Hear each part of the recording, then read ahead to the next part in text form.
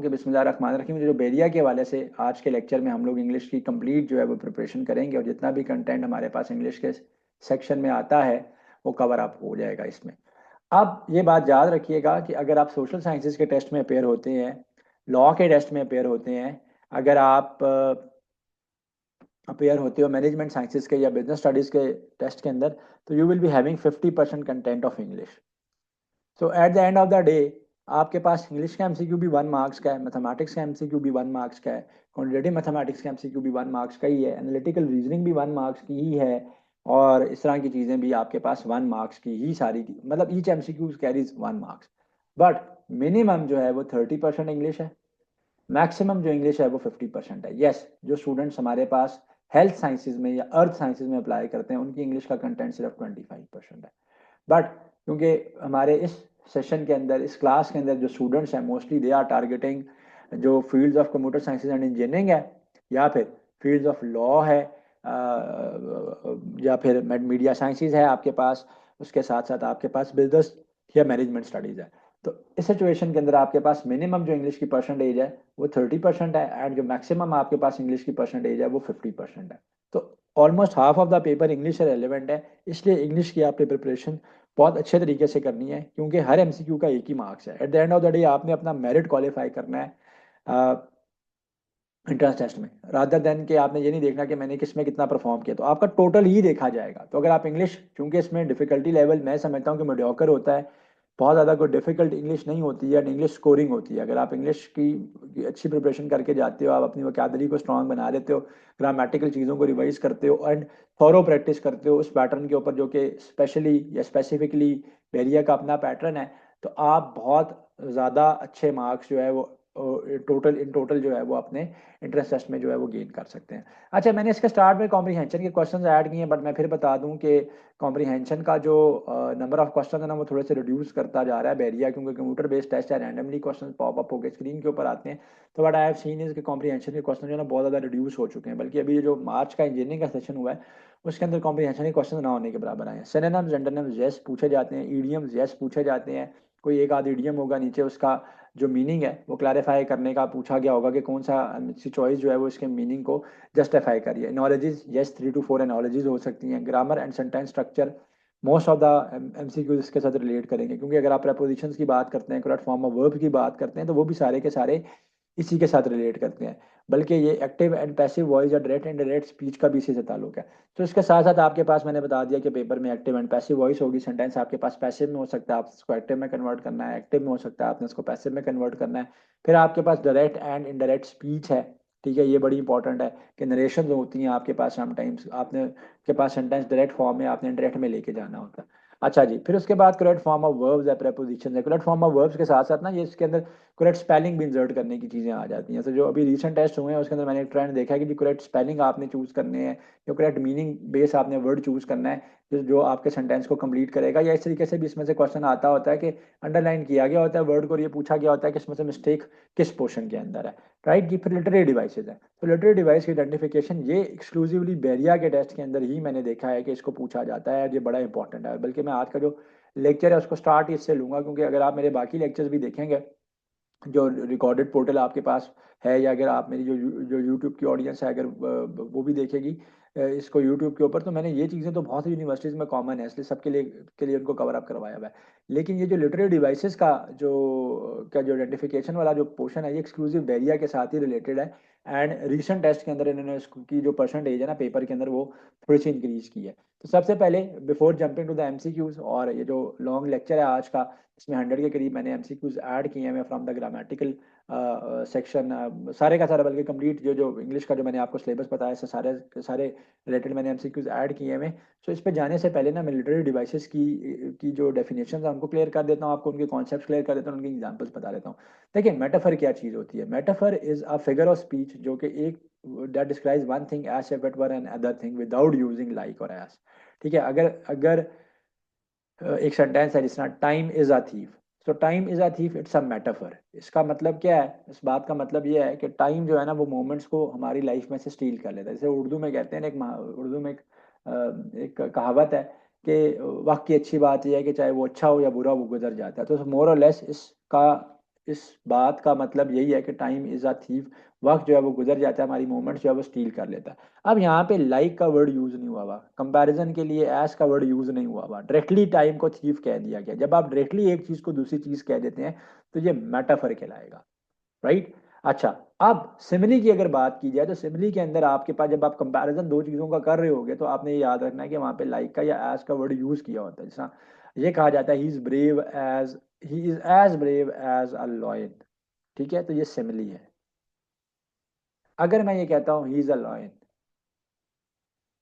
He is a lion, वो शेर है, so it's not a simile, it's a metaphor.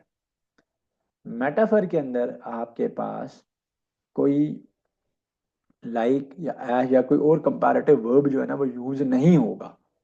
Simile के अंदर किया जा रहा है, जैसे यहाँ पे एज का वर्ड यूज किया, is as brave as a lion, her smile was like sunshine, ठीक है। सो मेटाफर के अंदर ये चीज लैक करती है, ये जो कंपैरिजन के लिए वर्ब्स हैं वो यूज नहीं होते हैं। अच्छा जी, नेक्स्ट जो डेफिनेशन है वो ऐड की गई है पर्सोनिफिकेशन की। पर्सोनिफिकेशन बहुत इजी कॉन्सेप्ट है।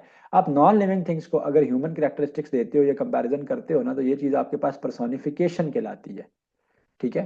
जिस तरह अगर एक सेंटेंस मैंने मेंशन किया हुआ यहाँ पे एग्जांपल में, the wind whispered through the trees, तो इट्स पर्सोनिफिकेशन, क्योंकि whispering is a property which is associated to living things. इंसान विस्पर करते हैं, कुछ एनिमल्स भी जो है वो विस्परिंग साउंड जो है वो क्रिएट कर सकते हैं, प्रोड्यूस कर सकते हैं।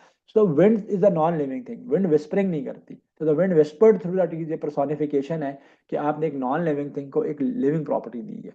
The stars dashed the sky, so again, now movement is a property या dancing is a property which is associated to living things. So personification क्या चीज है? personification में आप जब भी किसी नॉन लिविंग थिंग को, नॉन ह्यूमन ऑब्जेक्ट को, ठीक है, आप ह्यूमन प्रॉपर्टी दे देते हो, ह्यूमन कैरेक्टरिस्टिक्स दे देते हो, तो ये जो चीज है ना आपके पास, वो पर्सोनिफिकेशन कहलाती है। Next concept, very very very important concept, gerund and participle का कॉन्सेप्ट है। दोनों में आईएनजी आता है। स्टूडेंट्स इस चीज को समझते नहीं है कि जेरंड के बीच में और पार्टिसिपल के बीच में डिफरेंस क्या है। तो वो ये समझते हैं कि जी आईएनजी जो है ना वो आ गया तो वो जेरंड है, फिर आप पार्टिसिपल में भी तो आईएनजी आ सकता है, तो फिर हमें कैसे पता चलेगा कि पार्टिसिपल है जेरंड है? तो इसको मैं एक्सप्लेन कर देता हूँ आपको। वर्ब जिसके अंदर, वर्ब जो है ना जब एक फंक्शन नाउन के तौर पे फंक्शन करे और उसके एंड पे आईएनजी मेंशन्ड हो तो वो जेरंड होगा, ठीक है। Swimming, swimming is now a verb, but यहाँ पे कोई नाउन नहीं है सेंटेंस में, ठीक है। नाउन क्या होता है? Name of a person, place और अ थिंग, कोई नाउन मेंशन नहीं है, सो ये खुद ही वर्ब भी एज अ नाउन ऐड कर रहा है और वर्ब के साथ आईएनजी भी मेंशन्ड है, तो वो जेरंड है। Swimming is a good exercise, reading improves vocabulary, walking is good for health. मैं अगर ये सेंटेंस कहता हूँ walking, walking is good for health, ठीक है, ये वॉकिंग है, so walking is good for health. यहाँ पे कोई नाउन सेपरेटली मेंशन नहीं है, ये जो वर्ब है वॉक, इसके साथ आईएनजी मेंशन्ड है and it's acting as a noun, right. So gerund की क्या क्या पहचान है? अब आपने इसको याद रखना है कि वर्ब होगा, नाउन प्रेजेंट ही नहीं होगा, वो वर्ब ही एज अ नाउन यूज हो रहा होगा और आईएनजी आएगा। तो अब ये मसला खत्म हो जाना चाहिए कि मैं कैसे पहचानूंगा कि जेरंड है कि पार्टिसिपल। अब आते हैं पार्टिसिपल पे। पार्टिसिपल में आपका जो वर्ब होगा ना वो एज अ, वो फंक्शन करेगा एज एन एडजेक्टिव और उसके एंड पे आईएनजी होता है। देखें, एडजेक्टिव किसकी प्रॉपर्टी बता रहा होता है? नाउन की प्रॉपर्टी बता रहा होता है, दैट क्वालिफाइज, ठीक है, that that explain the quality of a noun, ठीक है। सो जो एक्सप्लेन कर रहा होता है या क्वालिफाई कर रहा होता है for a noun. So noun के तौर पे जब ऐड करेगा एक वर्ब, तो वो आपके पास क्या कहलाएगा? और उसके साथ आईएनजी होगा, वो आपके पास जेरंड कहलाएगा। लेकिन अगर एक वर्ब एडजेक्टिव के तौर पे ऐड करेगा, यानी नाउन को डिस्क्राइब कर रहा होगा, एज अ नाउन खुद नहीं ऐड कर रहा होगा, और यूजली एंडिंग विद आईएनजी, मैंने मेंशन किया है usually ending in ING, sometimes ING भी हो सकता है, समटाइम्स प्रेजेंट भी हो सकता है, समटाइम्स ईडी भी साथ मेंशन हो सकता है। लाजमी नहीं है कि हमेशा आईएनजी आएगा तो ही पार्टिसिपल होगा। आईएनजी की एंडिंग की जो कंडीशन है ना वो जेरंड में है, लेकिन पार्टिसिपल में हो भी सकता है, नहीं भी हो सकता है, ये बड़ी इंपॉर्टेंट बात है, इसको आपने समझना है। ठीक है। So the crying baby needed attention, the broken vase lay on the floor. ठीक है, तो इसमें कोई आईएनजी नहीं है। तो आईएनजी हो भी सकता है, नहीं भी हो सकता है, ईडी भी हो सकता है, पार्टिसिपल प्रेजेंट में भी हो सकता है, पास्ट में भी हो सकता है, समटाइम्स आईएनजी होगा, समटाइम्स नहीं होगा, लेकिन डिफरेंस क्या है, verb as an adjective add कर रहा होगा। The crying baby, baby noun है ना, तो रो रहा कौन है यहाँ पे, बेबी है, नीडेड अटेंशन। द ब्रोकन, अब वॉश यहाँ पे क्या है, नाउन है ना, नाउन क्या होता है, name of a person place और अ थिंग, तो वॉश क्या है, थिंग है, उसकी प्रॉपर्टी बताइए कि वो टूटा हुआ है, ब्रोकन है। ठीक है ना, तो जो वॉश है वो तो नाउन है, बट उसकी प्रॉपर्टी ब्रोकन है, तो यहाँ पे ये पार्टिसिपल के तौर पे ऐड कर रहा है ब्रोकन का वर्ड जो है, तो लाजमी नहीं है कि आईएनजी आएगा। अच्छा, फिर एब्स्ट्रैक्ट नाउन की क्वालिटीज के, एब्स्ट्रैक्ट नाउन ऐसा नाउन होता है जो कि किसी आइडिया को या क्वालिटी को या किसी कंडीशन या स्टेट को रिप्रेजेंट करेगा, कॉन्क्रीट नहीं होगा ये कॉन्क्रीट नहीं होगा। कॉन्क्रीट वो होते हैं कि जिनको आप टच कर सकते हो, जो थिंग्स हैं जो कि फिजिकली हमें नजर आ रही है, इसलिए मैं कहता हूँ honesty is the best policy. Honesty abstract noun है, ऑनेस्टी इसकी एक प्रॉपर्टी है, कैरेक्टरिस्टिक है, क्वालिटी है, इसको आप देख नहीं सकते हो। ही इज इंटेलिजेंट, आप उसकी इंटेलिजेंस को नहीं देख सकते। ठीक है, सो ये इंटेलिजेंस है, ऑनेस्टी है, ट्रुथ है। ठीक है, तो ये आइडिया है, क्वालिटी है, स्टेट है। राइट, समझ में आ गई, जो कॉन्क्रीट नहीं है। She was filled with happiness, तो हैप्पीनेस इज अ स्टेट और अ कंडीशन, सो एब्स्ट्रैक्ट है। कलेक्टिव नाउन पे चलते हैं। Collective noun group of people को करेगा। Flock of bird flew over us, ना सिर्फ बैरिया में बल्कि और भी बहुत सारी यूनिवर्सिटीज में कलेक्टिव नाउन जो होते हैं। ठीक है, हर्ड, हर्ड काउस का होता है। ठीक है, फ्लॉक जो है वो शीप का, शीप्स का भी फ्लॉक होता है। तो बर्ड का सिर्फ फ्लॉक्स नहीं होता, शीप का जो ग्रुप होता है उसको फ्लॉक कहते हो। हर्ड कैटल का होता है, काउज हो सकती है, कुछ और हो सकते हैं। ठीक है, फिर उसके बाद आपके पास स्कूल ऑफ फिश हो सकता है, फिश का ग्रुप होता है ना, उसको आप स्कूल कहते हो। ये मैं इसलिए बता रहा हूँ कि पेपर ओरिएंटेड है, पेपर में चीजें आती हैं, ऑल दो एमसीक्यूज, ये जब मैं एक्सप्लेनेशन दे दूंगा एमसीक्यूज पे जाएंगे, वहां पे ये concept further align and clear हो जाएंगे। ठीक है, ग्रुप ऑफ लाइन्स को प्राइड कहते हैं, pride of lines. Group of Wolves को, वुल्स के ग्रुप को पैक कहते हैं। डॉग के ग्रुप को भी पैक कहते हैं। ठीक है जी, सो ये सब कॉमनली यूज है। गाड़ियों के ग्रुप को फ्लीट कहते हैं, fleet of cars, fleet of buses, fleet of trucks. तो फ्लीट जो है वो कार्स की होगी। ठीक है, फ्लावर के ग्रुप्स को बंच कहते हैं, बंच ऑफ फ्लावर्स। तो कलेक्टिव नाउन, ये जरा कॉमन कलेक्टिव नाउन जो मैंने एक्सप्लेन कर दिए, जो कि मैंने इंटरेस्ट में ज्यादा देखे हुए। अच्छा जी, फिर अब इस पे जाने से पहले कुछ डेफिनेशंस मैं आपको फर्दर ऐड कर देता हूँ यहाँ पे। उसमें से एक डेफिनेशन है हाइपरबोले की। ठीक है, सो हाइपरबोले क्या चीज़ होती है कि जब आप स्टेटमेंट्स को एग्जैजरेट करते हो, तो ये बड़ा इंपॉर्टेंट है ये कॉन्सेप्ट। ये कॉन्सेप्ट अभी रिसेंटली टेस्ट में बैरिया के ऐड किया गया। एग्जैजरेटेड आप जो है ना स्टेटमेंट्स होती हैं, या एग्जैजरेटेड आप ये कह सकते हो कि क्लेम्स का वर्ड भी आप यूज कर सकते हो। एग्जैजरेटेड स्टेटमेंट्स है जो लिटरल मीनिंग में यूज नहीं होते। ठीक है ना, not use in literal meaning, not use in literal meaning, बड़ी इंपॉर्टेंट है ये डेफिनेशन। बैरिया के टेस्ट में इससे रिलेटेड क्वेश्चन देखा जाता है अक्सर। हाइपरबोले, सो हाइपरबोले क्या है, एग्जैजरेटेड स्टेटमेंट्स हैं। जिसमें फॉर एग्जांपल मैं कहता हूँ आई have told you a million times. अगर मैं ये कहता हूँ कि आई have told you a million times, तो मिलियन टाइम्स का मतलब क्या है कि मैंने बात में बहुत दफा बताई हुई है। लिटरल मीनिंग में यूज नहीं हो रहा कि मैंने उसको गिन के 10 लाख मरतबा ये बात बताई हुई है। सो एग्जैजरेटेड स्टेटमेंट्स होती हैं टू पुट स्ट्रेस एंड अपने लिटरल मीनिंग में यूज नहीं होती, वो आपके पास हाइपरबोले कहलाएंगी। वो आपके पास क्या होते हैं, हाइपर बोले होते हैं। So I have told you a million times not to do this. तो ये एक एग्जैजरेटेड स्टेटमेंट है, स्ट्रेस देने के लिए यूज हो रही है। एलिट्रेशंस क्या होते हैं, एलिट्रेशंस को मैं बता दूं कि एलिट्रेशंस क्या होता है, कि एलिट्रेशन ऐसे वर्ड्स को कहते हैं, एलिट्रेशन ऐसे सिचुएशन को कहते हैं कि जब आपके पास सेम लेटर वाला या सेम साउंड वाला वर्ड ना बार बार रिपीट हो रहा हो। सो रेपिटेशन ऑफ, रेपिटेशन ऑफ ठीक है ना, ये रेपिटिशन होना चाहिए था यहाँ पे। सो रेपिटिशन ऑफ, ये आए है repetition of same sound and same same sound है, रेपिटिशन ऑफ सेम साउंड और सेम लेटर वर्ड। तो ये जो है मेरे पास क्या होगा, ये एलिट्रेशन होगा। ठीक है, सो एलिट्रेशन की एग्जांपल मैं आपको दे देता हूँ। फॉर एग्जांपल मैं आपको ये कहता हूँ कि अच्छा, ये कंप्लीट सेंटेंस भी हो सकता है, ये ग्रुप ऑफ वर्ड्स भी हो सकता है एलिट्रेशन के अंदर। ठीक है, सो अगर मैं कहता हूँ कि द सी शेल्स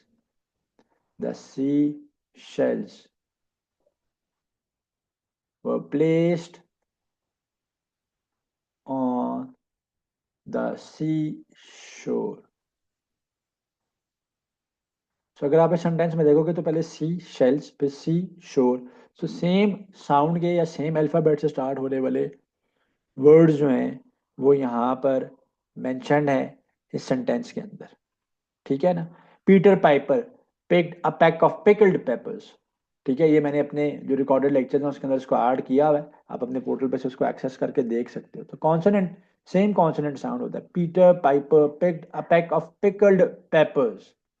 ठीक है, ये है Sally sells sea shells by the sea shore, right, the white foam flew, Betty bought a bit of butter. So ये डिफरेंट सेंटेंसेज हैं जो कि रिकॉर्डेड लेक्चर में मेंशन है, उनको आप देख सकते हो।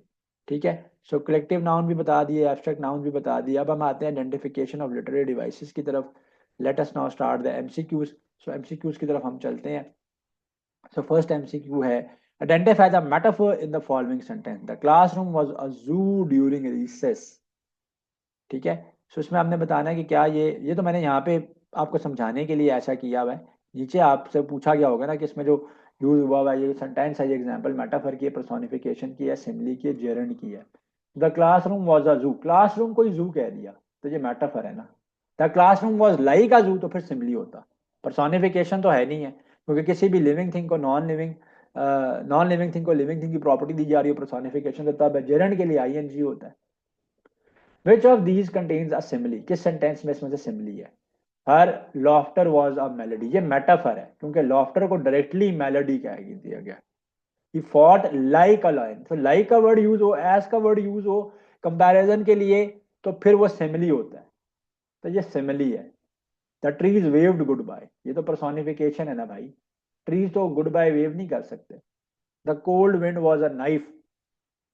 ठीक है, तो कोल्ड विंड को डायरेक्टली नाइफ कह दिया गया है। तो ये क्या है, मेटाफर है। जब एक चीज को डायरेक्टली आप कह देते हैं मेटाफर है। लाइक का, एज का या कंपैरिजन के लिए कोई और वर्ड यूज हो रहा है तो फिर वो सिमिली है, राइट। आगे चलते हैं। शॉर्ट कॉम्प्रिहेंशन पैसेज मैंने ऐड किया हुआ, रीजन क्या है, क्योंकि वेरिया के अंदर अब कॉम्प्रिहेंशन पैसेजेस को रिड्यूस कर दिया गया, और अगर कॉम्प्रिहेंशन पैसेज आता भी है तो एक ही पैसेज होता है, उससे नीचे एक ही क्वेश्चन होता है। तो मैं इसको एक्सप्लेन करता हूँ, साथ साथ मैं रीड करता हूँ। The early bird catches the worm but those who are too eager often find themselves in situations they had not expect. Patience and perseverance are virtues that many overlook, yet these, मैं इसको भी highlight कर देता हूँ, overlook को भी कर दूँ, एक्सप्लेन कर दूंगा। Yet these qualities can lead to lasting success, observing life's natural pace often yields the best results। Early bird catches the worm का मतलब है कि जो सुबह उठ के मेहनत करता है, जो सबसे पहले चीज को अटेम्प्ट करता है, अल्लाह ताला उसको ज्यादा नवाजते हैं। But those who are too eager too often find, तो फिर कुछ लोग होते हैं जो जरूरत से ज्यादा ईगर एंथुजियाटिक होते हैं। देखिए, इंथुजियाज्म होना, इंसान में एम होना, उसका ईगर होना, ईगरनेस शो करना is a very good thing. But कुछ लोग जो होते हैं ना, वो बहुत ज्यादा जल्दबाजी में काम करते हैं। तो वो यही कह रहा है कि but those who are too eager often find themselves in situations they did not expect. Patience, सबर और परसेवरेंस, यानी बार बार कोशिश करना, और वर्चुअल ऐसी क्वालिटीज हैं जिसको बहुत से लोग ओवरलुक कर देते हैं, लेकिन still these qualities can lead to lasting success. ठीक है, observing life natural pace, pace speed को कहते हैं। सो अगर आप लाइफ की नेचुरल स्पीड के साथ चलोगे तो it often yields best results, तो आपको बेस्ट रिजल्ट्स जो है वो मिलते हैं। अब आते हैं क्वेश्चन की तरफ। तो मैंने इसमें कुछ ज़्यादा क्वेश्चन ऐड किए हैं, लेकिन यूजली अगर आप कॉम्प्रीहेंशन का पैराग्राफ बैरिया में स्पेशली आएगा तो उसमें एक ही क्वेश्चन होता है एक पैराग्राफ से। यस, बाकी यूनिवर्सिटीज़ में more than one question from one paragraph. What is the main theme of the passage? Ambition, patience and Perseverance. तो पेशेंस एंड परसेवरेंस को वो बता रहा है कि अगर आप लाइफ की नेचुरल पेस को अडाप्ट करते हो, पेशेंस से काम लेते हो, तो सक्सेसफुल होने के चांसेस ज़्यादा है। According to the passage, what can yield the best result? Eagerness, hard work, observing natural pace. तो उसने यही कहा कि अगर आप लाइफ के फ्लो के साथ चलोगे ना, सो लाइफ के फ्लो के साथ अगर आप चलोगे तो you will expect much better results. ठीक है, कुछ लोग होते हैं वो बहुत ज़्यादा जल्दबाजी का शिकार होते हैं। Remember, there is no shortcut. ठीक है, there is no shortcut to success. So there is no shortcut to success. वही बात जो है वो इसने भी की है कि अगर आप नेचुरली चलेंगे, चीज़ों को लेके चलेंगे, ठीक है, तो आपके लिए चीज़ें जो है वो बेहतर हो जाएगी। अच्छा जी, अब एनोलॉजीज पे चलते हैं। एनोलॉजीज जिन स्टूडेंट्स को नहीं पता कि क्या होती है, इसमें एक आपके पास पेयर ऑफ वर्ड होता है, उसका आपने आपस में रिलेशनशिप निकालना होता है, और जो गिवन पेयर ऑफ वर्ड होता है उसके साथ आपने इसको बताना होता है कि नीचे ऑप्शन में से कौन सी चीज़ उसको उसी तरह के रिलेशनशिप के ऊपर है या वही चीज़ है। अच्छा, अब इसके अंदर डिफरेंट चीज़ें हो सकती हैं। समटाइम्स वो कॉज और इफेक्ट हो सकते हैं। पहला वर्ड कॉज होगा, दूसरा वर्ड उसका इफेक्ट होगा। समटाइम्स वो एक दूसरे के ऑपोजिट हो सकते हैं। हॉट कोल्ड का वर्ड अगर है तो वो एक दूसरे के ऑपोजिट हो सकते हैं। समटाइम्स सिनोनिम्स भी होते हैं एक दूसरे के। सम टाइम जो है ना वो रिजल्ट होते हैं एक दूसरे का। खैर वो कॉज और इफेक्ट में ही आ गए। सम टाइम वो कलेक्टिव नाउन की फॉर्म में होते हैं। तो आपने देखना है कि पहले जो गिवन वर्ड है ना उसका आपस में क्या रिलेशनशिप है, और फिर आपने चॉइसेस में से जो पूछा हुआ वर्ड है उसके रिलेशनशिप को फाइंड आउट करना है। कॉकोफोनी इज टू साउंड। कॉकोफोनी एक ऐसे साउंड को कहते हैं जो कानों के ऊपर बड़ा अनप्लेजेंट होता है, हार्श होता है, आप इसको ये कह सकते हो, अच्छा नहीं लगता, बुरा लगता है। अब अगर for example somebody is hammering और is creating a thudding sound by hitting something, तो वो मेरे कान को अच्छा नहीं लगेगा। So for example whenever I am in class, so physical class के अंदर यूजली स्टूडेंट्स क्या करते हैं कि वो अपने पेन से नॉइज क्रिएट कर रहे होते हैं टिक टिक की, तो वो मुझे अच्छी नहीं लगती है। तो cacophony is cacophony is a sound जो कि आपके कानों को अनप्लेजेंट लगती है, हार्श लगती है, अनबेरेबल लगती है। सो कॉकोफोनी इज टू साउंड। सो कॉकोफोनी एक साउंड की टाइप है जो कि हार्श है। केओस इज टू, केओस क्या होगा, यानी बेसिकली दोनों एक दूसरे का, आप ये समझो कि सिचुएशन या रिजल्ट कोई बता रहे हैं। केओस, केओस ऐसी सिचुएशन को कहते हैं कि जब जहाँ पे आपको कुछ समझ नहीं आ रहा होता, एक एक ऐसी क्योटिक सिचुएशन बन गई है कि जहाँ पे चीज़ें क्लियर नहीं है, अजीबोगरीब सी एक सिचुएशन बन गई है। ठीक है, so chaos is to noise, order, confusion, system. Confusion, chaos जो है ना वो कंफ्यूजन की वजह से क्रिएट होता है। लोग chaotic तब होते हैं कि जब उनमें चीज़ पता नहीं होती, और वो chaos या एक पैनिक की सिचुएशन जो है ना वो क्रिएट कर जाते हैं गलत इंफॉर्मेशन के स्प्रेड होने के ऊपर। ठीक है, अच्छा जी, oasis is to desert. Oasis is to desert as island is to. देखिए, ओएसिस किसको कहते हैं? जब आप, डेजर्ट तो क्या होता है, ड्राई होता है और बैरन होता है। So desert is dry and barren. So oasis एक ऐसी जगह होती है डेजर्ट के बीच में जहाँ पे पानी भी अवेलेबल है एंड वेजिटेशन भी अवेलेबल है। वो आपने अक्सर किसी सीनिक सीन के अंदर या किसी मूवी के अंदर देखा होगा कि एक ड्राई और बैरन डेजर्ट होता है, लेकिन बीच में एक जगह पे पानी का भी जखीरा मौजूद है और उसके इर्द गिर्द वेजिटेशन भी है, तो उसको आप ओएसिस कहते हो। तो ओएसिस इज टू डेजर्ट, तो डेजर्ट के अंदर ओएसिस होता है। Island is to, so island किस में होगा? सी में होगा, फॉरेस्ट में होगा, लैंड में होगा, माउंटेन्स में होगा। तो सिंपल सी बात है कि आइलैंड भी सी के अंदर ही होगा। देखें, जजीरे को कहते हैं ना, इर्द गिर्द आपके पानी है and there is a place of land जो कि डिफरेंट है। तो सेम गोज, डेजर्ट ड्राई है, बीच में ओएसिस जो है वो क्या है, वेजिटेशन भी है वहाँ पे, और वहाँ पे पानी भी प्रेजेंट है। तो सेम गोज, दोनों एक सिचुएशन के अंदर है, तो सी आ जाएगा। नेक्स्ट मैंने सिनोनिम्स, एंटोनिम्स ऐड किए। अच्छा, शुरू में ना मैंने बड़ा रैपिडली इस लेक्चर में एमसीक्यूज को स्विच कर रहा हूँ मैं, ताकि पेपर पैटर्न के अंदर भी यही हो रहा होता है ना, क्योंकि एक जैसे तो एमसीक्यूज नहीं आ रहे होते। रैंडमली कंप्यूटर बेस्ड टेस्ट है बैरिया का और एयर का, तो उसके अंदर क्या है कि रैंडमली क्वेश्चन जो है ना आपकी स्क्रीन के ऊपर जनरेट होकर आते हैं। आपकी स्क्रीन के ऊपर जो है वो, अगर पिछले क्वेश्चन में सिनोनिम था, अचानक एंटोनिम पूछ सकता है, कहीं पे एंटोनिम पूछा था, अचानक कोई एनालॉजी पूछ सकता है, आगे एकदम कुछ जो है वो कोई और मीनिंग पूछ सकता है। इस तरह की चीज़ें होती हैं। ठीक है, करेक्ट फॉर्म ऑफ वर्ब पूछ सकता है। तो इसलिए मैंने थोड़ा सा इनको चेंज किया हुआ है। आगे जाके ये थोड़े से फिर आप ये समझें कि जो आज का लेक्चर है ना वो टॉपिक वाइज होता जाएगा। Select the synonym of abundant. Abundant का मीनिंग क्या होता है? ऐसी चीज जो कि बहुत ज्यादा वाफिर मिकदार में मौजूद है, मोर देन इनफ है, प्लेंटीफुल है। ठीक है, सो प्लेंटी, सो प्लेंटीफुल यानी मोर देन इनफ होना। तो सिनोनिम में आपने क्या करना है? सेम वर्ड का मीनिंग जो है ना वो सेम मीनिंग आपने बताना होता है। अच्छा, अब एंटेनिम्स क्या होते हैं? एंटोनिम्स ऑपोजिट होते हैं। एक बात याद रखना, जो मैंने जितने भी कंप्यूटर बेस्ड टेस्ट है ना, सिर्फ बैरिया या एयर की मैं बात नहीं कर रहा, और भी जगहों पे जहाँ पे कंप्यूटर बेस्ड टेस्ट होते हैं, लास्ट क्वेश्चन में सिनोनिम पूछेगा, एकदम एंटोनिम आ जाएगा। अच्छा, मजे की बात है, नीचे उसका सिनोनिम प्रेजेंट भी होगा, और आप गलती से ना वहाँ पे सिनोनिम मार्क कर दोगे, तो क्वेश्चन को रीड आउट कर लेना है कि सिनोनिम पूछ रहा है या एंटोनिम पूछ रहा है। सिलेक्ट द सिनोनिम ऑफ वेग। वेग ऐसी चीज को कहते हैं जो कि आपके पास अनक्लियर होती है, क्लैरिटी नहीं होती, विच लैक्स क्लैरिटी। इसका मीनिंग क्या है? विच लैक्स क्लैरिटी। सो क्लियर तो इसका एंटोनिम है, ये तो नहीं हो सकता। एम्बिगुअस, जैसे एम्बिगुअस का मीनिंग भी ये होता है अनक्लियर।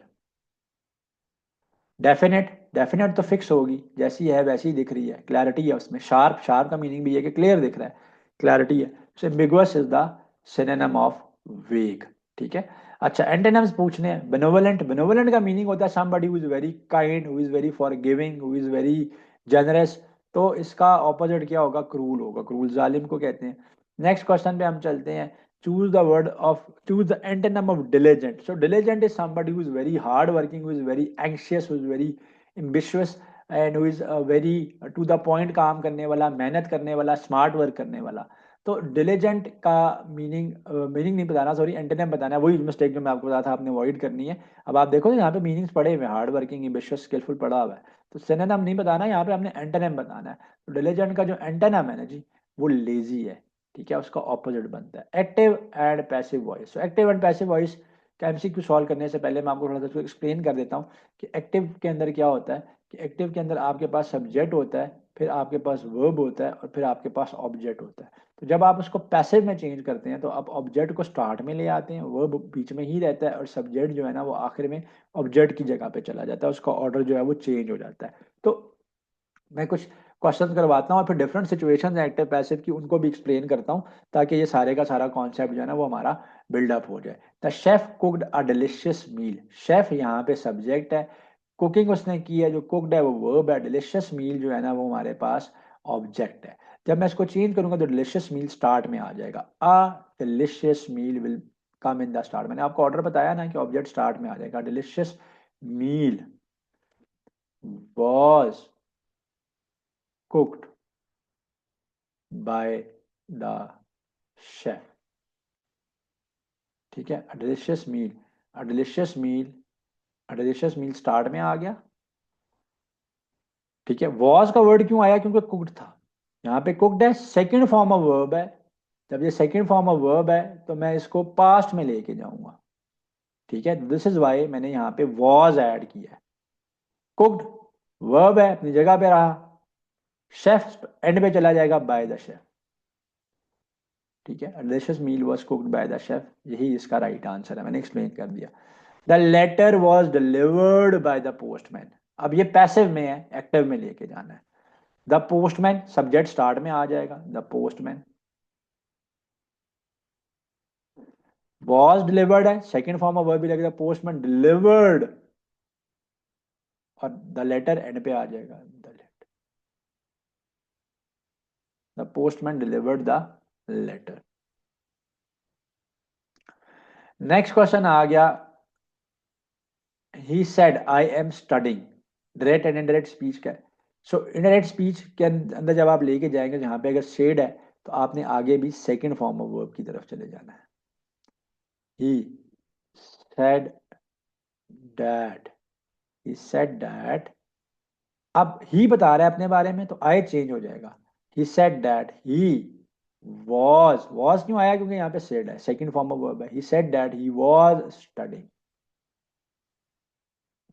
और भी डिफरेंट सिचुएशन हैं रेट एंड रेट की, जो फर्दर डाउन द लेक्चर भी आ जाएंगी, जिनको मैं एक्सप्लेन भी कर दूंगा। कहाँ पे आपके पास एक्सक्लेमेटरी सेंटेंस है, कहाँ पे आपके पास जो है वो क्वेश्चन इस तरह से है कि उसमें आपने चेंज नहीं करना है, चाहे बेशक उसका फर्स्ट हैंड जो है वो पास्ट के अंदर ही है। ठीक है, सेकंड फॉर्म ऑफ वर्ब के अंदर ही है, लेकिन आप आगे उसको पास्ट में नहीं लेके जाओगे। तो ये सारी सिचुएशन जो है ना वो मैंने इसी लेक्चर के अंदर एक्सप्लेन किया, लेकिन आगे जाके उसके एमसीक्यूज आ जाएंगे। स्टार्ट में मैं फिर बता रहा हूँ कि इस लेक्चर को इस तरीके से रखा गया है कि जैसे बिल्कुल आपका जो डिफिकल्टी लेवल है ना, जो आपका इंटरेस्ट टेस्ट का डिफिकल्टी लेवल है वो है कि क्वेश्चन कहीं से आ गया फिर दूसरे क्वेश्चन में कुछ और पूछ लिया गया। आप यहाँ पे यूजुअली वैसे ऐसा आपका बैरियर के टेस्ट में होता नहीं है, एयर के टेस्ट में होता नहीं है, लेकिन मैंने यहाँ पे इसको किया हुआ है। वो ये है कि मैंने आपको इनडायरेक्ट सेंटेंस देके कहा हुआ है कि इसको डायरेक्ट में कन्वर्ट करो। तो शी मेंशनड है, तो शी सेड कह सकते हो, शी मेंशनड भी रहने दे सकते हो आप, शी सेड इन्वर्टेड कोमास में आ जाएगा, डैड खत्म हो जाएगा। अब शी अपने बारे में बता रही है तो आई आएगा। वुड ये क्यों हुआ होगा, क्योंकि यहाँ पे सेकंड फॉर्म ऑफ वर्ब है, तो विल में इसको ले जाएंगे, I will arrive later, full stop inverted comma set. तो she said I will arrive later, तो she said I will arrive later कहीं पे भी मेंशन नहीं है, बल्कि है ऑप्शन डी है, तो ये ज़्यादा बेहतर है कि she said I will arrive later. Mention, अगर मेंशन रहने देते हो आप तो उससे भी फर्क नहीं पड़ता, लेकिन ये क्लोज चॉइस है, तो she said I will arrive later, it's a better choice. अच्छा जी, ईडीएम्स पे चलते हैं। ईडीएम्स क्या होते हैं, मुहावरे होते हैं, ठीक है, जो चीज़ें लिटरल मीनिंग में यूज़ नहीं होती लेकिन चीज़ों के ऊपर स्ट्रेस देने के लिए, एक्सप्लेन देने करने के लिए यूज़ हो रही हैं। What does hit the nail on the head mean? Hit the nail on the head का मतलब ये होता है कि जो काम है ना उसको प्रिसाइजली करना, यानी जो बात जैसे है या तो उसको वैसे ही आप बयान कर रहे हो, जो सिचुएशन जैसी थी वो है, ना तो किसी सिचुएशन को मिस किया, ना तो किसी इंफॉर्मेशन को आपने मिस किया, ना ही कोई इंफॉर्मेशन आपने खुद से ऐड की। Hit the nail on the head यानी बिल्कुल टारगेट जो है ना, जो बात है वो प्रिसाइजली अचीव की गई है, जो स्टेट है वो प्रिसाइजली डिस्कस की गई है, ठीक है। टू मेक अ मिस्टेक नहीं, to state something precisely yes, to hurt someone नहीं, टू वर्क हार्ड नहीं, ठीक है, to state something precisely. What does a piece of cake mean? Piece of cake का मतलब ये नहीं होता कि आप किसी केक के एक स्लाइस ऑफ अ केक की बात कर रहे हो, बल्कि पीस ऑफ केक का मतलब होता है something which is very easy, ऐसा काम जो जरूरत से ज्यादा आसान है। It's just a piece of cake for him, the paper was a piece of cake for the students, ठीक है। सो ऐसी चीज जो कि जरूरत से ज्यादा आसान है, इजी टास्क। आगे चलेंगे अब हम, ठीक है जी, नेक्स्ट क्वेश्चन पे चलते हैं। करेक्ट फॉर्म ऑफ वर्ब आ गया, my brother and I dash go to the gym every morning. अब ये जो गो है ना, इसके मुताबिक आपने फॉर्म ऑफ वर्ब करनी है, ऐड करनी है यहाँ पे, और इस तरह से करनी है कि आपका जो सेंटेंस है उसका मीनिंग जो है वो कंप्लीट हो जाए, और आपकी जो बात है ना वो 100% उस तरह से हो कि उसमें कोई ग्रामेटिकल मिस्टेक नहीं होगी, करेक्ट फॉर्म ऑफ वर्ब होना चाहिए वो। My brother and I going to the gym every morning, no. My brother and I go to the gym every morning, yes, क्योंकि यहाँ पे भी प्रेजेंट है, आगे भी प्रेजेंट ही चल रहा है, goes. My brother and I goes to the gym every morning, no. My brother and I went, तो go is the right choice here, ठीक है। फर्स्ट फॉर्म ऑफ वर्ब में रहेगा, she dash dinner when I arrived. Arrived की बात है ना, तो जब मैं पहुंचा, तो she prepares, no, she is preparing, no, she was preparing dinner, क्योंकि अराइव्ड है तो वाज आएगा, सेकंड फॉर्म ऑफ वर्ब। तो वो खाना बना रही थी जब मैं वहां पहुंचा, जब मैं पहुंचा तो वो खाना बना रही थी, वॉज प्रिपेयरिंग, तो शी वॉज प्रिपेयरिंग डिनर।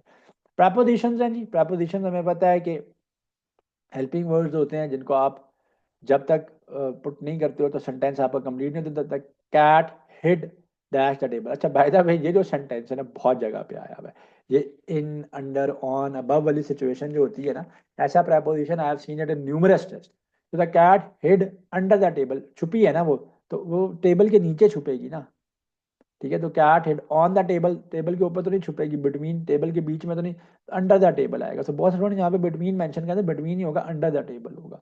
अच्छा, they will meet us at Monday, नहीं, ये तो बहुत आसान है, they will meet us on Monday होगा, क्योंकि दिन की बात हो रही है, तो they will meet us on Monday. At तब आएगा जब आप लोकेशन की बात करोगे, they will meet us at the railway station, they will meet us at the railway station, तो फिर एट आ जाएगा।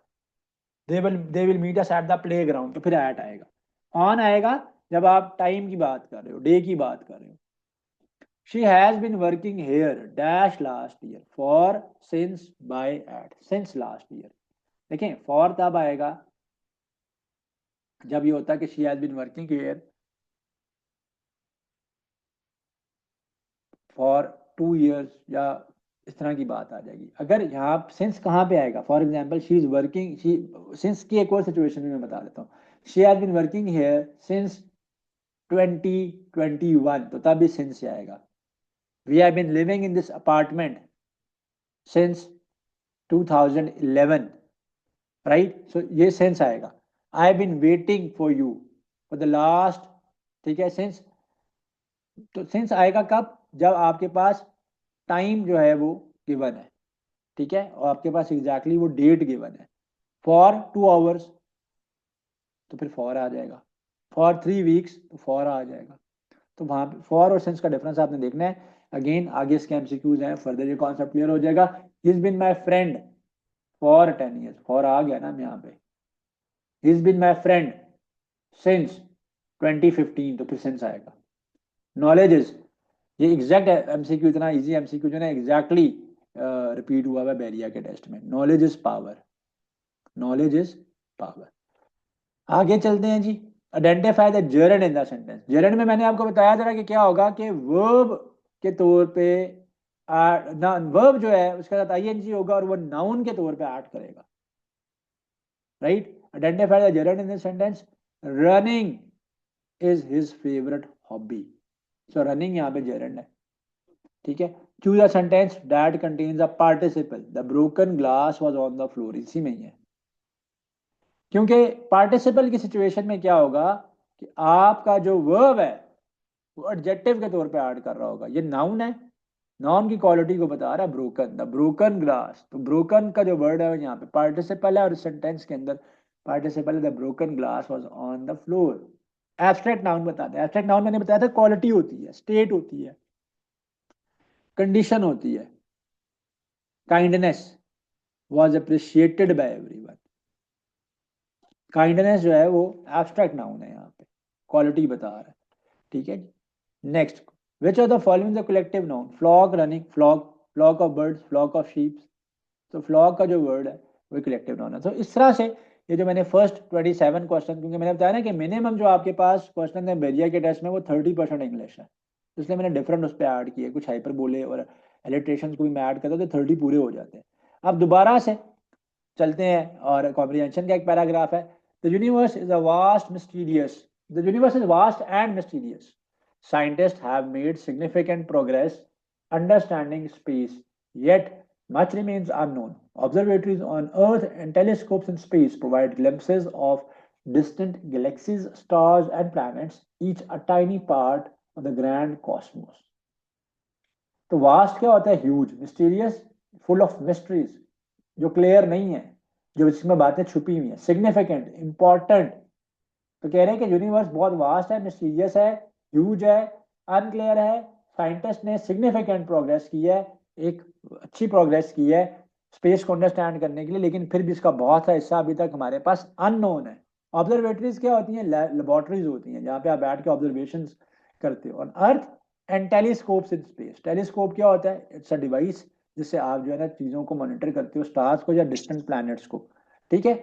अच्छा जी, तो इसके बाद क्या है, glimpses of distant galaxies, stars and planets, each a tiny part of the grand Cosmos. तो डिस्टेंट जो दूर दराज गैलेक्सीज हैं, स्टार्स हैं, प्लैनेट्स हैं, वो जो हमारा पूरी कॉस्मोलॉजी है, ठीक है, उसका ये हमारे कॉस्मोस का ये पार्ट है। What is the main idea of the passage, space exploration is easy, नहीं ये बात तो वो नहीं कह रहा। Much of universe is still unknown, yes वो यही कह रहा है कि इतनी सिग्निफिकेंट कोशिशों के बावजूद भी जो मच ऑफ द यूनिवर्स है इट इज स्टिल अननोन, ठीक है। नेक्स्ट क्वेश्चन पे हम चलते हैं। What tools do scientist use to study space according to the passage. Rockets and satellites, observatories and telescope. जैसे ये मेंशन था कि ऑब्जर्वेटरीज अर्थ के ऊपर, टेलीस्कोप स्पेस के अंदर जो है वो है, लेकिन उसके बावजूद बहुत सा एरिया स्पेस का अभी तक still is unexplored, we have no information about it. Fortress is to defence as beacon is to, fortress defence के लिए यूज होता है एंड बीकन ऑफ लाइट कहते हैं ना, एक मिशल जो है जिसको आप मिशल कहते हैं उर्दू में, ठीक है, it's a strobe type situation होती है। तो पहले जमाने में वो आपने देखा होगा एक स्टिक सी होती थी जिसके एंड के ऊपर, कपड़े के ऊपर जो है वो एक फ्यूल लगा के उसको जलाया जाता था। सो बीकन ऑफ लाइट वो कहलाता है, ठीक है। सो बीकन ऑफ लाइट होता है वो। एंड अब यहाँ पे पर्पस बताया, पूछ रहा है उसका। सो फोर्ट्रेस क्या है, डिफेंस के लिए यूज होता है। बीकन जो है वो सिग्नल देने के लिए यूज होता था पुराने जमाने में, चीजों को लाइट अप करने के लिए भी इस्तेमाल होता था। सो बीकन जो है वो सिग्नल देने के लिए, पर्पस बता रहे हैं। Canvas is to painting as stage is to, so canvas के ऊपर पेंट किया जाता है, स्टेज के ऊपर क्या किया जाता है, प्ले, कर्टन, एक्टर, डायरेक्टर। तो स्टेज के ऊपर प्ले परफॉर्म किया जाता है, परफॉर्मेंस दी जाती है, तो प्ले परफॉर्म होगा यहाँ पे। सिनोनिम ऑफ एम्बिशियस, एम्बिशियस का मतलब क्या होता है, somebody who is very eager, very enthusiastic, बड़ा जो है ना एम है उसके लाइफ में लेके बहुत ज्यादा मेहनत करने वाला, सेटिस्फाइड, डिटरमिन्ड, कंटेंट, लेजी, सो डिटरमिन्ड, ठीक है, मोटिवेटेड जिसको आप कहोगे। Select the synonym of trivial, trivial कहते हैं ऐसी चीज को जो कि आम होती है, कॉमन होती है, ट्रिवियल का मीनिंग होता है कॉमन, ठीक है। सो सिग्निफिकेंट, इंपॉर्टेंट, मेजर, ठीक है, वो सारे के सारे इसके एंटोनिम है। माइनर, कॉमन है, आम चीज है, माइनर है। अच्छा, choose the antonym of transparent, transparent क्या होगा, जिसके अंदर से लाइट गुजर जाती है, क्लियर होता है, तो ये ग्लास है ना वो ट्रांसपेरेंट होता है, light passes through it, refraction होती है वहां पे, तो क्लियर। हमें सॉरी इसका एंटोनिम बताना है, सिनोनिम नहीं बताना है। सो क्लियर तो इसका सिनोनिम है ओपेक, यस, ओपेक क्या होता है, ऐसा सॉलिड ऑब्जेक्ट होता है जिसके अंदर से लाइट गुजर नहीं सकती और फिर शेडो फॉर्म करता है, सो ओपेक आ जाएगा। ग्लास, ब्राइट, ये सारे के सारे ट्रांसपेरेंट होते हैं। Optimistic, optimistic is a situation या इज अ कंडीशन कि जब आप बहुत ज्यादा चीजों को लेके पॉजिटिव हो। The antonym of optimistic, so optimistic का जो एंटोनिम होगा ना, वो ऑपोजिट जो होगा वो पैसिमिस्टिक होगा। पैसिमिस्टिक का मीनिंग क्या है कि आप नेगेटिव हो चीजों को लेकर, ठीक है। Change to passive, they completed the project on time, तो पैसिव में लेके जाना है, ठीक है। तो पैसिव में लेके जाने के लिए क्या होगा, मैंने आपको बताया ना कि द प्रोजेक्ट का वर्ड स्टार्ट में आ जाएगा, the project was completed by them, they end पे चला जाएगा, तो the project was completed on time by them, ठीक है। So this is the right answer. Change to active voice, the game was played by the team played the game, played आएगा क्योंकि was played है ना, तो played ही आएगा, the team played the game, जो भी ऑप्शन बन रहा होगा बी बन रहा है यहाँ पे। इनडायरेक्ट स्पीच में लेके जाना, she said I will help you tomorrow, she said that, she would, she आएगा, डैट आएगा, पहले तो वही रहेगा, चलो मैं इसको कर देता हूँ, शी सेड दैट, शी आए जो है वो शी में जाएगा, शी बता रही है, विल है, सेट की वजह से सेकंड फॉर्म में जाएगा, वुड हेल्प मी, यू मुझे हेल्प करेगी ना, हेल्प मी। अब टुमारो चेंज होता है टू द नेक्स्ट डे, तो she would help me the next day. Yesterday change होता है द डे बिफोर, ठीक है। तो ये होगा she said that she would help me the next day, और यस्टरडे को आप किस में चेंज करते हो, द डे बिफोर में चेंज करते हो। जिसको आप डैट में चेंज करते हो डायरेक्ट में, ये भी याद रखना है। Convert to direct speech, he explain that he had finished the work, he explained, that खत्म हो जाएगा, आई, ठीक है, हैड फिनिश्ड द वर्क, ठीक है। So I had finished the work आ जाएगा इसके साथ, राइट जी। सो आगे चलते हैं हम लोग, what does burning the midnight oil means, ठीक है। तो burning the midnight oil का मतलब ये होता है कि रातों को जाग के मेहनत करना, यानी रात को आप जाग रहे हो लेकिन कोई स्टडी कर रहे हो, कोई वर्क कर रहे हो, कोई पॉजिटिव काम कर रहे हो, तो स्टेइंग अप लेट, वर्किंग और स्टडिंग, ये चीज burning the midnight oil कहेगा। What does let the cat out of the bag mean, cat out of the bag का मतलब क्या होता है कि जो बात तुमने छुपाई हुई है ना, जो राज तुमने रखा हुआ है, उस बात को आप तुम सामने ले आओ, जो खबर तुम छुपा रहे हो उसको सामने ले आओ, तो लेट द कैट आउट का मतलब ये टू रिवील अ सीक्रेट, ठीक है, ये ऑप्शन है। टू रिलीज एन एनिमल नहीं है, टू मेक अ मिस्टेक नहीं है, to ask a question, to reveal a secret, मैंने पहले बता दिया ना। तो let the cat out of the bag, it means that whatever you are hiding, whatever good news you have or whatever bad news you have and you are trying to hide it, तो आपने जो है ना वो बता देना है, उसको उसको रिवील कर देना। The boys dash play soccer every Sunday, the boys play, playing, plays, played, the boys play soccer every Sunday. I dashed my homework before dinner. I finished my homework before dinner. I finished my homework before dinner. She is proud with of about. She is proud of her achievements. ठीक है, वो अपनी achievements पे proud है। बहुत से student यहाँ पे ऑन लगा देते हैं, ऑन नहीं आएगा। They left the house. They left the house on in by. They left the house at dawn. मैंने बताया ना किसी जगह को, सिचुएशन को बता रहे हैं तो फिर एट आएगा। I have known her for by since, I have known her since childhood. We have lived here for 5 years। We have lived here since 2020, तो फिर सिंस आएगा, तो सिंस और फॉर को क्लियर रखना है। अच्छा, 5 सालों से रह रहे हैं तो फॉर आएगा। ईयर 2020 से रह रहे हैं तो सिंस आएगा। This house was dash by the storm, destroyed, destroyed, destroying. This house was है ना, तो डिस्ट्रॉयड आएगा ना, by the storm, second form आएगी। Choose the correct preposition. She is good at playing chess, in, on, for. So at आना चाहिए, she is good at playing chess, वो chess खेलने में माहिर है, अच्छी है। The school close for holidays next month, तो विल क्लोज ही आना चाहिए क्योंकि नेक्स्ट मंथ की बात हो रही है, फ्यूचर की बात हो रही है, तो विल आएगा। तो the school will, sorry house क्या कहते हैं, the school will close for holidays the next month.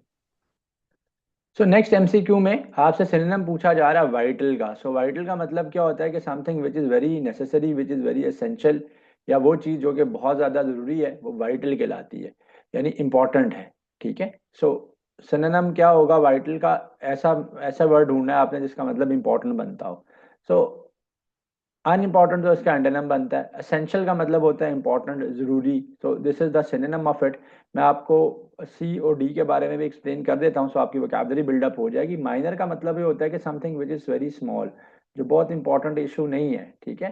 सो इसका जो ऑपोजिट होगा या जो इसका एंटोनिम होगा वो मेजर होगा। Major is something which demands importance, या जो चीज़ अहमियत रखती है। ठीक है। So fragile means weak, so something which is not strong, which is unreliable, which is weak, तो ये फ्रेजाइल या which is easily prone to get damaged. ठीक है ना। अक्सर आप जब कोई आइटम ऑर्डर करते हैं और जब उसका पार्सल आता है तो उस पर फ्रेजाइल मेंशन होता है कि इसको आराम से रखना है, आपने इस बॉक्स को फेंकना नहीं है, it is prone to damage, या टूट सकता है। एंटेनम आपने बताना है एलाबोरेट का। एलाबोरेट का मतलब होता है वो चीज़ जो कि वेल एक्सप्लेन्ड होती है, जिसमें सारी डिटेल्स को ऐड किया गया होता है। सो एक्सप्लेन्ड है, वेल डिटेल्ड है, ये इसका मीनिंग बनता है। हमने एंटेनम बताना है तो डिटेल जो इसका मीनिंग है। एलाबोरेट का ऑपोजिट क्या होगा? सिंपल। यानी सिंपल का मतलब क्या है कि बिल्कुल आपने उसको सादा रखा हुआ है, कोई उसमें डिटेल्स को ऐड नहीं किया गया। कंसाइज नहीं होगा, प्रिसाइज नहीं होगा। प्रिसाइज का तो मतलब होता है ना एग्जैक्ट। सो एग्जैक्ट के अंदर भी डिटेल्स आपकी आ ही जाती हैं, जो चीज़ जैसे है वैसे है, कुछ ज़्यादा डिटेल्स नहीं ऐड की जाती, जरूरत से ज़्यादा भी नहीं होती, जरूरत से ज़्यादा कम भी नहीं होती। प्रिसाइज का मतलब क्या होता है? To the point. ठीक है। इसका मतलब क्या होगा? To the point. तो इसलिए इसका एंटोनिम प्रिसाइज नहीं होगा बल्कि सिंपल होगा, जिसको बिल्कुल सादा रखा गया, डिटेल्स को नहीं ऐड किया गया। कॉम्प्लिकेटेड के अंदर भी क्या होता है कि आप सिचुएशन को बहुत ज़्यादा ज़्यादा उसमें इंफॉर्मेशन ऐड कर देते हो तो कॉम्प्लिकेटेड बन जाती है। नेक्स्ट आपके पास एंटोनिम है। What does hit the sack mean? Hit the sack का मतलब ये होता है कि सो जाना। सैक वैसे आप बोरी को कहते हैं। हिट द सैक का अगर लिटरली इसका मीनिंग देखा जाए तो वो तो नहीं, जारी बात है, इडियम का यूज होता है। सो गो टू बेड इसका मीनिंग होगा यहाँ पे, यानी सो जाना। हिट द सैक मीन्स कि अब मैं आप इतने टायर्ड हो चुके हैं कि आप जो है सोने के अलावा आपके पास कोई चारा नहीं है। What does spill the bean mean? Spill the bean का मतलब ये होता है कि जो बात आपको पता है, जो बात आपको मालूम है, ठीक है, उसको आप जो है ना बता दें। जो सीक्रेट आपने छुपाया हुआ है उसको आप रिवील कर दें। So to reveal a secret, इसका मीनिंग जो है वो बनता है। Eagle is to bird. So eagle जो है वो एक एक एंटिटी है, और बर्ड जो है वो उसका कलेक्टिव नाउन है, या वो उसका ग्रुप है जिससे वो बिलोंग करता है। वेल, वेल फिश नहीं होती। Whale belongs to a class of mammals. तो वेल की क्लास क्या है? मैमल्स है। सो वेल मैमल है, although it lives in sea, वो सी के अंदर सरवाइव करती है, बट वो मैमल है क्योंकि उसकी बैकबोन है, वो अपने ऑफ स्प्रिंग्स को बर्थ दे देती है। तो मैमल्स की डेफिनेशन के ऊपर, और उसकी वर्टिब्रेट है इतनी बड़ी, तो वो उसका जो डेफिनेशन है या क्लासिफिकेशन है मैमल्स की, उस पर पूरा उतरती है। सो ईगल बिलोंग करता है to the class of birds, whereas whale belongs to the class of और फैमिली ऑफ मैमल्स। आगे चलते हैं। Glove is to hand. तो बहुत इजी मैंने एनोलॉजीज आज के लेक्चर में ऐड की हुई है। Glove is to hand. तो ग्लव को हैंड पे पहना जाता है, तो सॉक को आप किस पे पहनेंगे? इसका मतलब है वो ढूंढना है आपने। तो सॉक को आप फुट के ऊपर पहनते हो।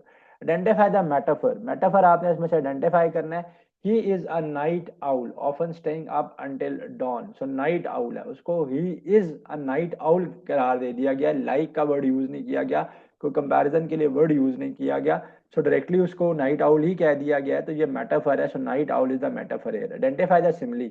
हर smile was as bright as the sun. So as का वर्ड यूज हो रहा है, सेंटेंस तो सिमिली है।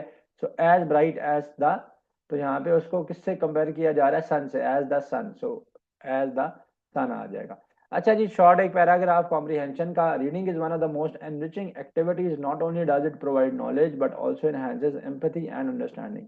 Whether reading fiction or non-fiction, people often find new perspectives and ideas through books. तो वो कह रहे हैं कि रीडिंग जो है ना एक बहुत ज़्यादा एनरिचिंग एक्टिविटी है, यानी ऐसी एक्टिविटी है जो कि आपको बहुत ज़्यादा काबिल बनाती है। ना सिर्फ ये कि आपको नॉलेज देती है, बल्कि आपकी जो एम्पैथी है, यानी आपकी जो समझने की सलाहियत है, जो आपकी लॉजिक है या चीज़ों को अंडरस्टैंड करने की जो आपकी स्ट्रगल है उसको इंक्रीज करती है। चाहे आप फिक्शन पढ़ रहे हो या नॉन फिक्शन पढ़ रहे हो, लोगों को न्यू आइडियाज या न्यू पर्सपेक्टिव्स मिल जाते हैं। पर्सपेक्टिव्स का मीनिंग भी थॉट्स ही होता है, आइडियाज ही होता है, न्यू हॉराइजन ही होता है। तो मैंने एक्सप्लेन कर दिया अगेन, इसलिए एक्सप्लेन कर रहा हूँ साथ साथ, ताकि वोकैबुलरी बिल्डअप होती जाए ना, प्रैक्टिस होती जाएगी आपकी। According to the passage, what benefit does reading offer? So option को देखते हैं। ओनली प्रोवाइड एंटरटेनमेंट, नहीं, it offers new perspective and knowledge, yes, ये चीज मेंशन है वहां पे। Which type of reading material is mention in the passage? तो फिक्शन को भी मेंशन किया गया, नॉन फिक्शन को भी किया गया, इसलिए option C here is the right answer. वो कहता है चाहे आप फिक्शन पढ़ें या नॉन फिक्शन पढ़ें, तो आपको क्या होगा कि new ideas, new perspectives books के थ्रू मिल ही जाते हैं। इनडायरेक्ट स्पीच में कन्वर्ट करना, she said I am learning Spanish, right? तो शी सेड है, so शी सेड दैट, तो शी सेड दैट, आई की जगह पे शी आ जाएगा, शी, एम की जगह पे was, she said that she was learning Spanish, she said that she was learning Spanish. Convert. So now question number 62। Question number 62 में आपको कह रहे हैं कि convert the direct speech, he mention that he had never visited Paris. तो direct में लेके जाना है, तो डैट तो खत्म हो जाएगा, ही की जगह पे आई आएगा, और वो अपने बारे में बता रहा है ना कि वो कभी पेरिस नहीं गया, पास्ट में बता रहा है कि वो इससे पहले कभी पेरिस नहीं गया, तो ये हैड ही रहेगा। So it will become he mentioned, that खत्म हो गया, I had never visited Paris. I had never visited Paris is the answer here. तो P बड़ा होगा यहाँ पे पेरिस का, it's the name of a city. So I had never visited Paris. So the right option जो है ना, आप यहाँ से देख लीजिएगा कि I had never visited. तो option C here is the right answer.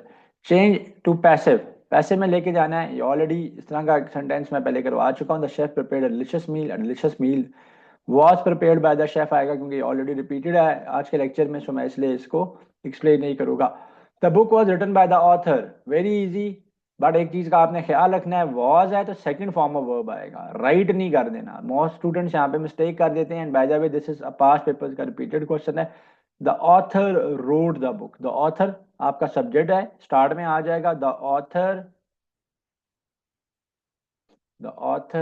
Road the book, the author wrote the book आ जाएगा। He has been working here for 10 years, she has lived in this city since 2005। ये since और for वाले मैंने repeatedly इसलिए add किए कि paper में बहुत ज्यादा देते। Cat dash on the couch all day, sleeps sleep sleeping sleeps, the cat sleeps on the couch all day long. He dash every morning before work. He runs every morning before work. So he runs before every morning before work. She will arrive on in by at noon. So she will arrive, इसको आप जो है ना at noon भी use कर सकते हैं, by noon भी यूज कर सकते हैं, कि वो दोपहर तक आ जाएगी या वो दोपहर को आ जाएगी। So she will arrive at noon is also correct, by noon is also correct. The book is dash the shelf, on the shelf होगा, ये तो बहुत ईजी है। नॉलेज इज, अच्छा, अब ये सेंटेंस मैंने क्यों इस तरह से ऐड किया हुआ है, क्योंकि ये बैरिया के पास पेपर्स के अंदर काफी दफा देखा गया है। अब ये तो इतना इजी भी आता रहा है कि नॉलेज इज डैश भी आता रहा है, क्योंकि ये एक फ्रेज है जिसको आप यूज करते हो स्ट्रेस देने के लिए। सो नॉलेज इज पावर। अब जो क्वेश्चन मेरे पास कैसे आते हैं, ये स्टूडेंट फीडबैक पे आते हैं। जो स्टूडेंट्स इतने अरसे से हम लोगों से प्रिपेयर कर रहे हैं, वो जब पेपर में अपेयर होते हैं तो हमें क्वेश्चन बताते हैं कि जी ऐसा क्वेश्चन था पेपर में, या इस तरह का क्वेश्चन था पेपर में, या ये चीज़ थी पेपर में। तो इसको लेके कुछ स्टूडेंट्स ने मुझे ये बताया हुआ था कि जी ये वाला ही क्वेश्चन था, नॉलेज इज डैश पावर डाल दिया गया था, तो नॉलेज इज ऑफ पावर फिर ये बन सकता है कि knowledge is of power, knowledge जो है वो ऑफ पावर रखता है the weather today is dash then it was yesterday, the weather today is warm warmest warm warmth. So आप डिग्री को देखेंगे यहाँ पे दो चीजों के बीच में कंपैरिजन हो रहा है तो वार्मर आएगा। अगर सबसे ज्यादा उसका वार्म होता वेदर, ठीक है, सारे दिनों से ज्यादा होता, तो आप उसको वार्मेस्ट कहते हो। तो जब दो चीजों के बीच में कंपैरिजन है तो वार्मर आ जाएगा। What does piece of cake mean, ये आज के लेक्चर में ऑलरेडी हो चुका है, बट एक डिफरेंट मीनिंग के साथ था, क्योंकि रिपीटेड पास्ट पेपर्स में से क्वेश्चन है तो इसलिए मैंने इसको दो दफा ऐड कर लिया। इसका मतलब क्या होता है, something which is very easy और a very simple task. What does a blessing in disguise mean? तो ब्लेसिंग इन डिसगाइज का मीनिंग ये होता है कि एक ऐसी चीज जिसको आप एक्सपेक्ट कर रहे थे कि ये आपके लिए प्रॉब्लमेटिक होगी, लेकिन वो आपके लिए फायदामंद हो जाए, ठीक है। तो ऐसी सिचुएशन को आप कहते हैं blessing in disguise, a gift that nicely no a problem that turns out to be beneficial, yes, something annoying no, a tricky situation no. So blessing in a disguise यानी आपको ऐसा लग रहा था कि ये मसला बन जाएगा मेरे लिए, लेकिन वो असल में आपके लिए फायदामंद हो जाए एक चीज, तो इसको आप ब्लेसिंग इन डिसगाइज कहेंगे। Choose the synonym of determine. तो डिटरमिन का मतलब होता है किसी चीज के बारे में आप जो है ना डिसीजन ले लें, डिसाइड कर लें, इस चीज को आप कहते हैं डिटरमिन, या उसके बारे में बता दें या फैसला कर लें। तो सिनोनिम इसका डिसाइड हो जाएगा। Choose the synonym of proficient. So proficient का मतलब ये होता है कि somebody who is very expert, who is very expert, ठीक है, एक्सपर्ट है, बहुत ज्यादा स्किलफुल है, बहुत ज्यादा स्किल्ड है, तो सिनोनिम इसका स्किल्ड ही आ जाएगा। एंटोनिम ऑफ वेग बताना है। वेग का मतलब क्या होता है? वेग का मतलब वो होता है कि ऐसी सिचुएशन जो कि क्लियर नहीं है, एंटोनिम बताना है इसका। सो एंटोनिम इसका क्या आ जाएगा? क्लियर आ जाएगा, ठीक है। वेग का मतलब क्या है? अनक्लियर। एंटोनिम इसका क्लियर हो जाएगा जी, ठीक है। ये पहले मैंने इसका सिनोनिम आज के लेक्चर में ऐड किया हुआ है। एंटोनिम ऑफ फ्रेजाइल, ये वर्ड भी आज यूज हो चुका है, लेकिन क्योंकि पास पेपर में से हैं, इसलिए इनको बार बार रिपीटेडली वोकैबुलरी बिल्डअप करने के लिए यूज किया गया। फ्रेजाइल का मतलब क्या होता है? Something which is very weak. तो पहले इसका आपसे सिनोनिम पूछा गया था, अब इसका एंटोनिम पूछ रहे हैं। तो एंटोनिम इसका स्ट्रांग होगा, रिलायबल होगा। Sun is to day as moon is to, so sun जो है वो डे में आपको नजर आता है, मून आपको नाइट में नजर आती है। Pen is to writer, so pen कौन यूज करता है? राइटर यूज करता है। Brush is to artist, artist जो कि पेंट कर रहा होता है, पेंटर होता है, वो उसको यूज करता है। Identify the correct sentence. She don't she don't like cold weather, she does not likes cold weather है, बल्कि मेंशन है यहाँ पे she does not like cold weather. ये सेंटेंस करेक्ट है कि she does not like cold weather, likes नहीं आएगा, शी नॉट लाइक्स नहीं, नॉट नहीं आएगा, तो she does not like cold weather, so this is the correct sentence. सो ऐसा पेपर के अंदर क्वेश्चन आपके पास 2 3 होते हैं जिसके सेंटेंसेस मेंशन होते हैं, आपने करेक्ट सेंटेंस में से चूज करना था। चलो, choose the correct form. The cake dash bake in the oven, the cake is baking in the oven, was bake, bakes is baked. So was baking भी हो सकता था, इज बेकिंग भी, लेकिन वॉज बेक है यहाँ पे, तो is baking only right choice यहाँ पे बनता है। Which sentence contains a metaphor? The stars were like diamonds in the sky, तो लाइक का वर्ड यूज हो रहा है, सिमली है। The city is a concrete jungle, शहर जो है ना वो एक कंक्रीट का जंगल बन चुका है। कॉन्क्रीट किसको कहते हैं आप? ये जो आप क्या करते हैं कि कंक्रीट बिल्डिंग मटेरियल होता है एक, ठीक है, जिसकी मदद से चीजें बनती हैं। So the city is a concrete jungle, so शहर जो है वो एक कंक्रीट का जंगल बन चुका है, सारे दरख्तों को खत्म कर दिया गया है, लैंड को खत्म कर दिया गया है, वहां पे सिटीज बन गए हैं। तो it's a metaphor. Identify the personification, बहुत इजी है। The wind whispered through the trees, so personification क्या है यहाँ पे? विस्पर्ड है, क्योंकि विंड जो है वो विस्परिंग नहीं करती है, so wind whispered through the trees. Choose the synonym of obstacle. Obstacle कहते हैं रुकावट को, हिंड्रेंस को, ठीक है, ऐसी चीज जो कि आपको स्टॉप करती है in achieving your goal. So obstacle का आ जाएगा problem. Choose the antonym of genuine. So genuine का मीनिंग क्या होता है? मीनिंग क्या होता है? समथिंग विच इज ऑथेंटिक, जो कि रियल है, असल है, नकली नहीं है। एंटोनिम इसका क्या आ जाएगा? Fake. Artist is to painting है, chef is to, so artist क्या करता है? पेंटिंग बनाता है। शेफ क्या करता है? Recipe, food, restaurant, menu. So chef जो है वो फूड बनाता है, food. So eye is to sight, बहुत इजी है, ठीक है, आंख से आप देखते हैं। साइट का मीनिंग क्या होता है? नजर। Ear is to hearing, sound, listening, voice. So ear, ear से आप क्या करते हो? हेयरिंग कर आप क्या करते हो? हेयरिंग करते हो, सुनते हो। अच्छा जी, नेक्स्ट है what does once in a blue moon means. Once in a blue moon का मतलब ये होता है, ये भी रिपीटेड पेपर्स में से, पास्ट पेपर में से रिपीटेड है फॉर बेरिया। तो once in a blue moon का मीनिंग ये होता है कि वो चीज़, वो इवेंट जो कि बहुत रेयरली अकर होता है, यानी ऐसी चीज़ जो कि बहुत कम होती है, शाज़ो नादिर होती है। जैसे आप उर्दू में कहते हैं यार तुम तो ईद का चांद हो, मिलते ही नहीं हो। So once in a blue means is a similar situation, कि ऐसी चीज़ जो कि बहुत फ्रीक्वेंटली नहीं होती है बल्कि बहुत ज़्यादा कम जो है वो अकर होती है, बहुत एक ऐसा इवेंट जो कि ना होने के बराबर होता है। What does bite the bullet mean? Bite the bullet का मतलब ये होता है कि आप किसी बुरी बात को ऊपर जो है वो पेशेंस का मुजाहरा करें, या आप कोई एक ऐसी चीज़ जो कि नागवार गुजरे, ठीक है, जो या जो बहुत मुश्किल हालात हों, लेकिन आप उसके ऊपर जो है वो चुप रहें, खामोशी का मुजाहरा करें, यानी सब्र का मुजाहरा करें। इन अदर वर्ड्स, आप एक किसी बहुत ही तल्ख किस्म के एक्सपीरियंस को इंड्योर करें, उससे गुजरें। So to endure a painful experience, ठीक है, ये आ जाएगा इसका।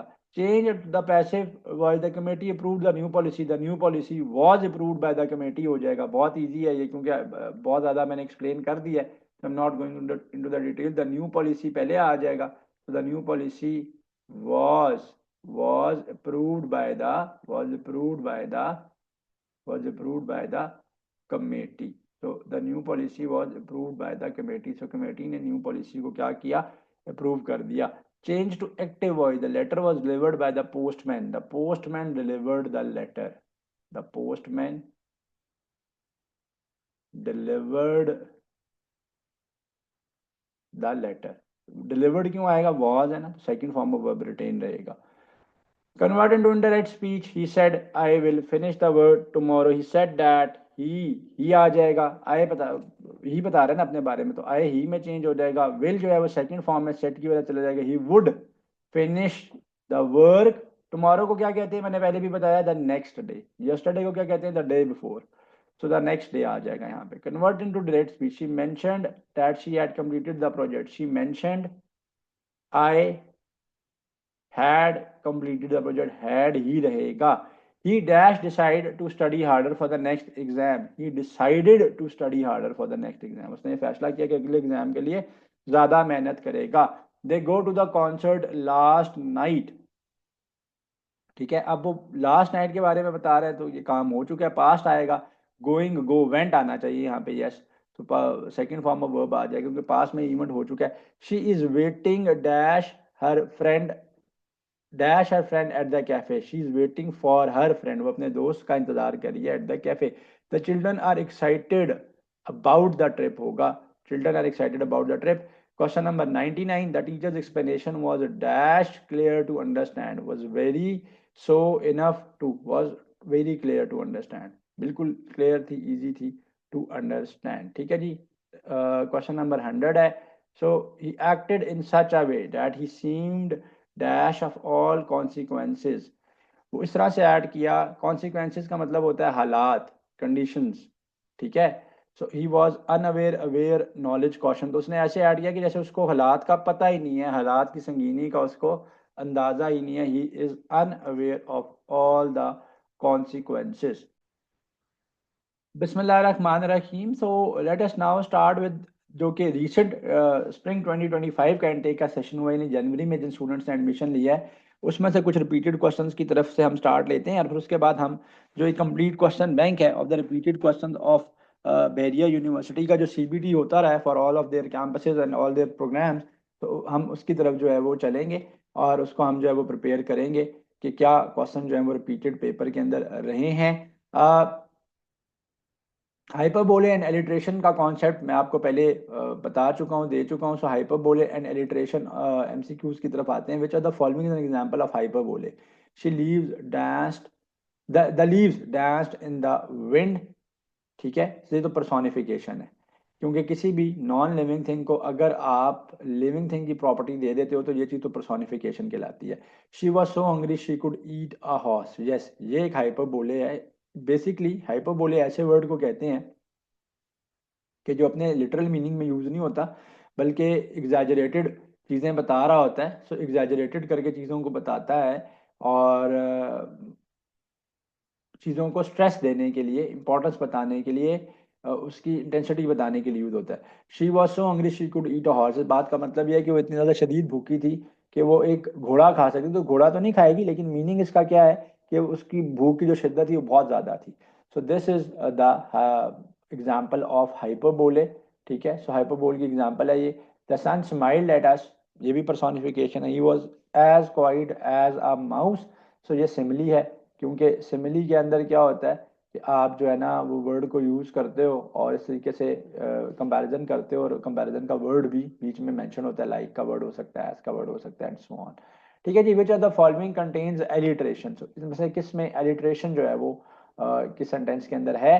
She sales sea shells by the shore. तो यही है एलिट्रेशन। एलिट्रेशन में क्या होगा?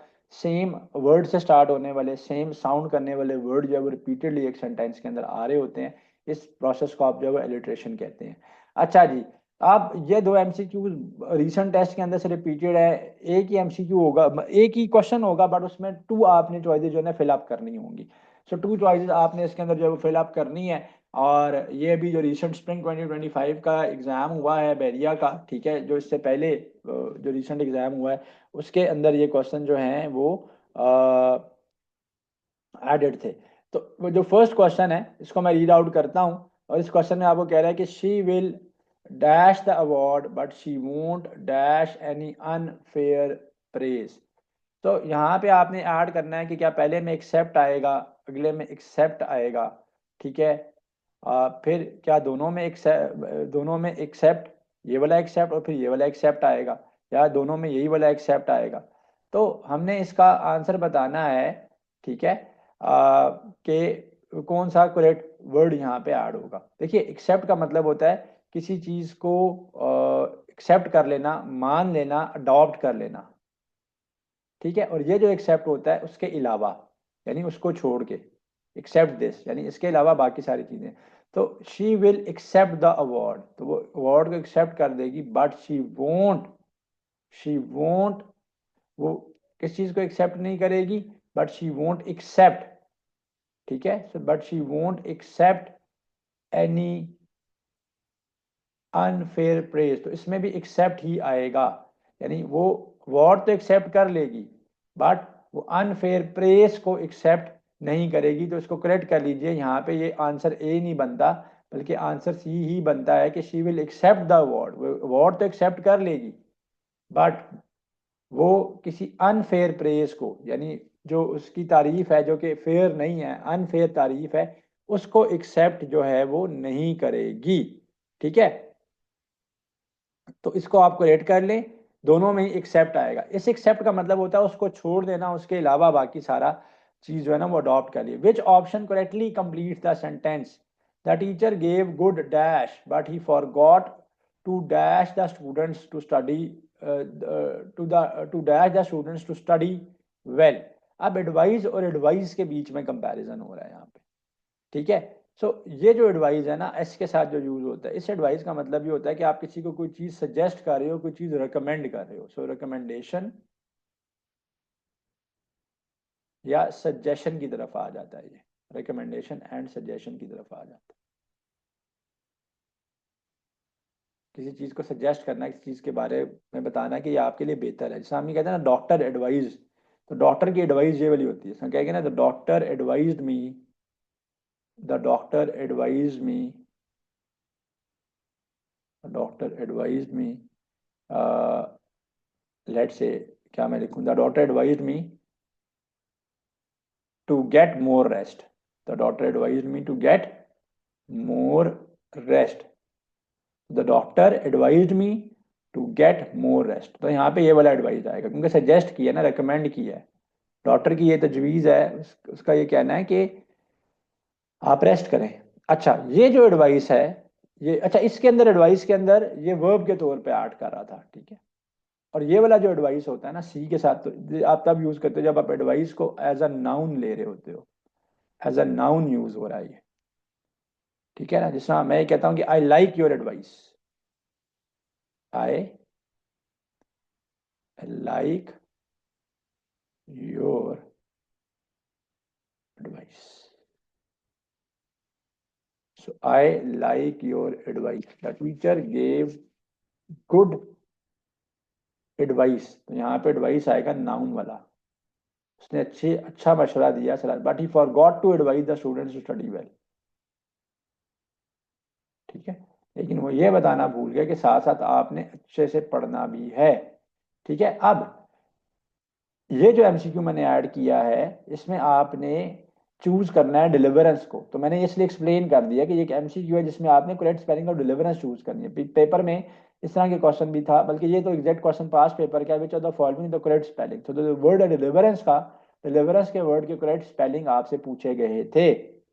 ठीक है, सो डिलीवरेंस में DELIVERANCE होता है डिलीवरेंस। ठीक है, सो ये भी इनकरेक्ट है क्योंकि दोनों तरफ आई और फिर ई भी है। और फिर अगर आप इसमें देखो तो यहाँ पे उसने एक ही जगह पे ई को ऐड किया हुआ है, this is not the correct spelling as well. ठीक है, सो ऑप्शन सी जो है वो स्पेलिंग उसके क्या हैं, करेक्ट हैं। और डिलीवरेंस का जो मीनिंग है ना, वो भी मैं आपको बता देता हूँ कि किसी चीज़ से आपको निजात मिल जाए, किसी चीज़ से आपको छुटकारा हासिल हो जाए। ठीक है, तो उर्दू में आप इसको ये कहेंगे कि किसी चीज़ से आपका जो है ना वो जान छूट गई। ठीक है, किसी चीज़ से आपको निजात मिल गई है। इसको आप जो है वो डिलीवरेंस का मीनिंग जो है वो ये बनेगा।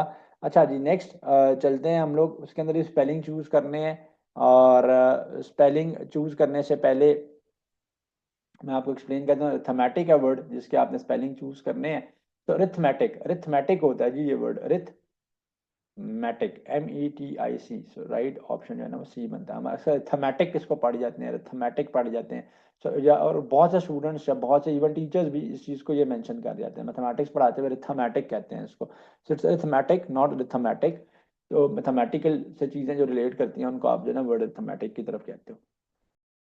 Like, comment, and subscribe.